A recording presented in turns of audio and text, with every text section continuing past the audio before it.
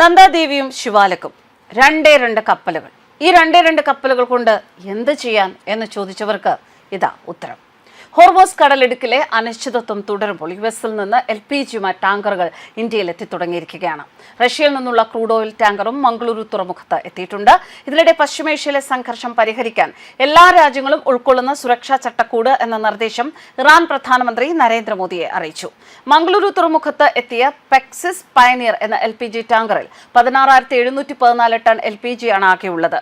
Hormuz കടലിടുക്ക് വഴിയുള്ള ഊർജ്ജ നീക്കം നിലച്ചതോടെ റഷ്യ, US, കാനഡ, ഓസ്ട്രേലിയ തുടങ്ങിയ രാജ്യങ്ങളിൽ നിന്നും LPG എത്തിക്കാൻ ഇന്ത്യ ശ്രമം നടത്തിയിരുന്നു. രാജ്യത്തിനകത്തെ LPG ഉൽപാദനം 40% ഉയർന്നു. കഴിഞ്ഞ ദിവസം റഷ്യയിൽ നിന്നുള്ള അക്വാ ടൈറ്റൻ എന്ന ക്രൂഡ് ഓയിൽ ടാങ്കറും മംഗളൂരുവിൽ എത്തി.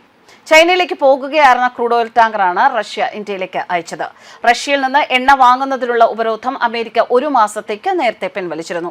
കൂടുതൽ LPG ടാങ്കറുകൾ ഇനിയും വരും ദിവസങ്ങളിൽ ഇന്ത്യയിൽ എത്തും. സ്ഥിതി മെച്ചപ്പെടുകയാണ്. ഈ സാഹചര്യത്തിൽ സംസ്ഥാനങ്ങൾക്കുള്ള വാണിജ്യ സിലിണ്ടർ വിതരണം 20% കൂട്ടാൻ കേന്ദ്രം കഴിഞ്ഞ ദിവസം തീരുമാനിച്ചിരുന്നു.